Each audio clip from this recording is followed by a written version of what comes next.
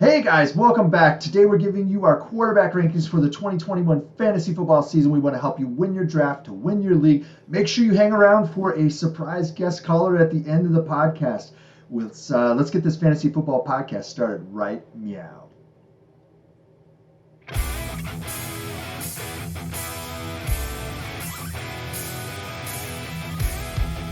Hey everyone, I am Justin, that is Kyle, and this is the Fantasy Football Upside.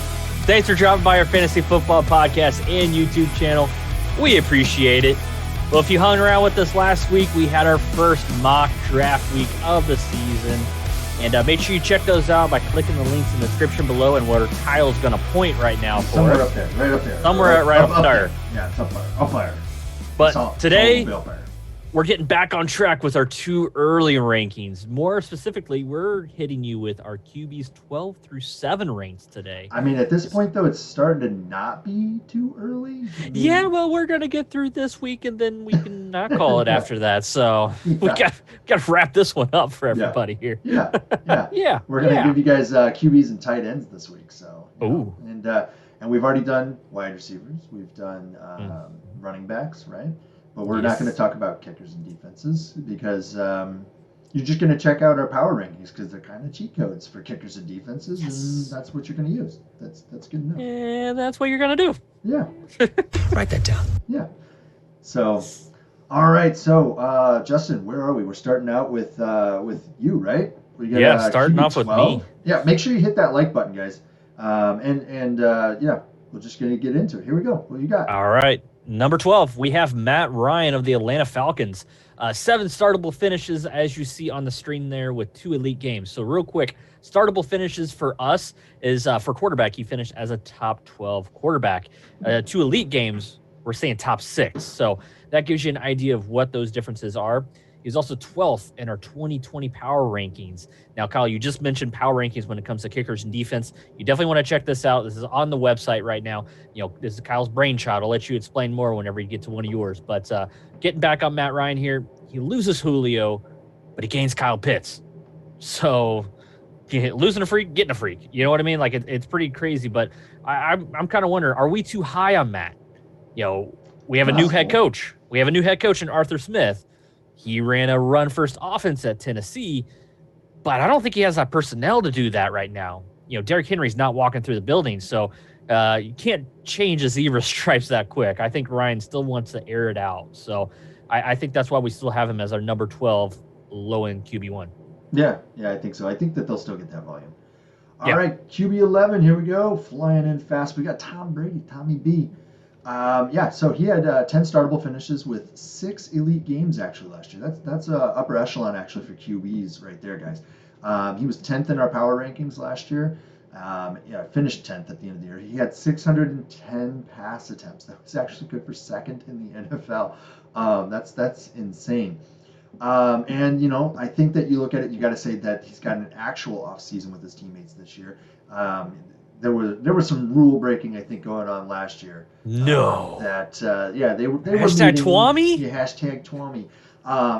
He's also, I wanted to make note, he does have another year of immunity pills under his belt, and as a result, I mean, my goodness, this guy's he's got to have another 7 years in him, right? Yeah. I would imagine. That's my guess. All right, who do you have as QB 10 here, Justin? Number 10, we have Joe Burrow. 3 startable finishes with 1 elite game. He finished 23rd in our 2020 power rankings. He only started 10 games because of the torn ACL. But whenever we're looking at Joe Burrow, we're looking at a great young core of weapons. They added Jamar Chase in the draft. My biggest thing is he going to be able to stand upright? It sounds like he's going to be available week 1, but can he stay clean the entire week 1? So volume is king, as he may finish top 5 in league in pass attempts and yards. That's what I think. I mean, he was chucking the ball when he was out there last season. Yeah. All right, man. QB 9, we're chucking along here. Speaking of chucking it. And we've got Ryan Tannehill as our QB 9 here, guys. He had 8 startable finishes last year with 6 elite games. Again, 6 elite games. It's going to get you into that upper echelon of QBs. And he finished 8th in our power rankings last year. I think that was a quiet 8th, which is pretty solid. And part of the reason was that he had 7 rushing touchdowns, which tied him with Lamar Jackson. So everybody who overpaid for Lamar Jackson last year, I think might have gotten the lesson a little bit about the whole late round QB that we constantly stress here, that you could have gotten Ryan Tannehill probably around, I mean, in a 16 round draft, could have gotten him around 12th or 13th round.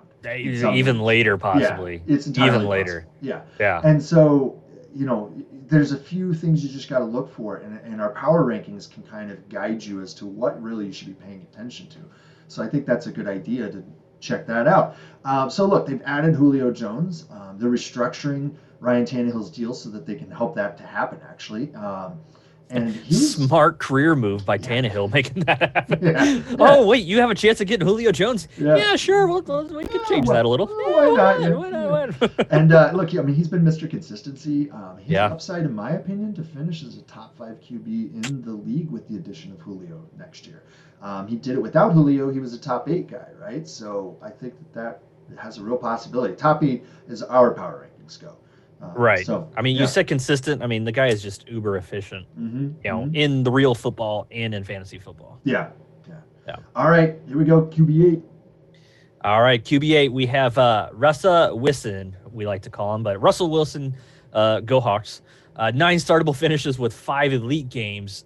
He finished 7th in our 2020 power rankings, 6th in total points at QB. But who are we going to see? That's the biggest thing.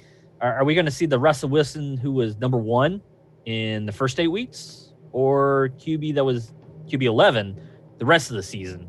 They were really chucking the ball down the field in those first 8 games, and then they just kind of stopped. Pete Carroll got in the way, and they were like, okay, let's go back to being run first. Let's not put it in Russell Wilson's hand. But there's a lot of drama because of all that this offseason.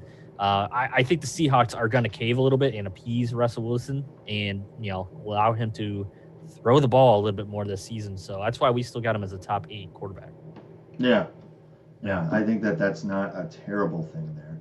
I don't think so. I mean, I don't understand that. I mean, it's Pete Carroll being stubborn, which is not shocking. I mean, it's one of those things. They just always want to run. I mean, wait a minute.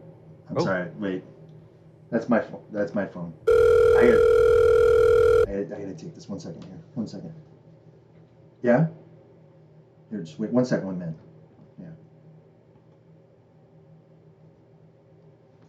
Yeah. Okay. Hey man, what's up? I'm busy right now, right? Just calling all the Packers owners about the shareholder meeting coming up in a few weeks. Yeah, Rogers, why are they having you do the calls? That's weird, man. Yeah, man. I need your proxy vote. You need my proxy? What do you need that for? That's weird. Why do you need my proxy vote, man? Dude, I'm getting rid of the Packers president. It's either him or me, and I ain't gonna do no damn Wrangler commercials anytime soon. But what about Copperfit, dude? You're gonna do Copperfit? Who you want to replace him with, man? Well, hell, I hadn't thought of that. And no, I'm not gonna do Copperfit. What about McAfee? Wait, you aren't recording this right now, are you? I'm offended. You call me, you ask for my proxy vote, and then you accuse me of Shannon Sharping you? Do I have your proxy or not? Yeah, I guess, man. Yeah, sure, why not? All right. Yeah, that was weird, dude. That was weird. I mean, he hasn't called me for a couple months, so... Dude. Rogers calling me out of the blue like that. Dude. I mean, hell, I mean, didn't you get that freaking shareholder thing just from I did, yeah. Just like, yeah. It was from my in-laws, right? The Bears fans. And now I got Aaron Rodgers calling me up randomly. That's weird. But speaking of Aaron Rodgers, right? Oh. That's who we've got as our QB7. So, look, he was outstanding last year. That's probably why he's a little pissed. We only have him at 7. But he was third. Where do we have him at? We have him at 7 miles an hour. That's right. He had 13 startable. He probably doesn't run faster than 7 miles an hour anymore. I don't know. May not. I'm not sure. Yeah. But he had 13 startable finishes last year with 8 elite games. That's phenomenal, just outstanding actually. But it still actually only put him at 2nd in our 2020 power rankings. He's returning with nearly his entire offense this year, which is phenomenal, assuming that he returns, right? It's a question. Will he, won't he return? In my opinion, yeah, he's going to be a Packer at the start of the season. I don't see a path out of town for him right now. That could change. But I don't expect a drop off in his abilities anytime soon right now, because I don't think that this offense really asks him to do much more than he's really capable of doing right now, and it allows him to kind of riff in space and play with what's going on the field. So I think it works to his advantage in a lot of respects. So yeah. All right, guys. Man. Yeah, that's going to do it for the first half of our QB rankings, and hang around. You never know who's going to call. That was wicked, man. Yeah. Hey. I mean, you get the shareholder stock, like the share, right? And you don't think, but he gives me a call every once in a while just to check in. I mean, I only got one share, so he just wants to make sure we're okay. We're hanging in there. Oh. Yeah. I mean, he knows where I'm down in bear country, so. Yeah. Gotta check in on you. Yeah. All right, guys. That's going to do it for this episode. Make sure you check back tomorrow. We're going to hit our top 6 QBs. See you later. Bye. See ya.